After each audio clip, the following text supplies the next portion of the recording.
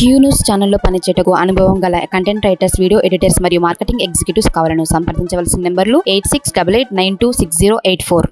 మాజీ మంత్రి ధర్మపురి శ్రీనివాస్ కన్నుమూశారు. కొంతకాలంగా అనారోగ్యంతో బాధపడుతున్న ఆయన తెల్లవారుజామున 3 గంటలకు గుండెపోటుతో తుది శ్వాసను విడిచారు. 1948 సెప్టెంబర్ 27న నిజామాబాద్లో జన్మించారు డి. శ్రీనివాస్. 1989లో మొదటిసారి శాసనసభ్యులకు ఎన్నికయ్యారు డి. శ్రీనివాస్. తరువాత వరుసగా 1999లో, 2004లో కూడా గెలుపొందారు. 2004, 2009 ఎన్నికల సమయంలో పిసిసి చీఫ్గా పనిచేశారు ఆయన.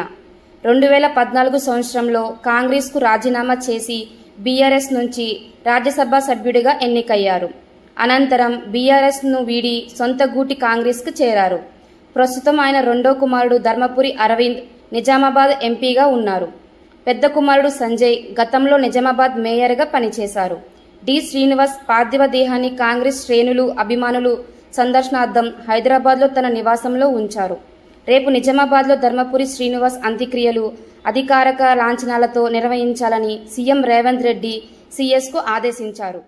క్యూ న్యూస్ ఛానల్లో పనిచేయటకు అనుభవం గల కంటెంట్ రైటర్స్, వీడియో ఎడిటర్స్ మరియు మార్కెటింగ్ ఎగ్జిక్యూటివ్స్ కావాలను సంప్రదించవలసిన నెంబర్లు 8688926084.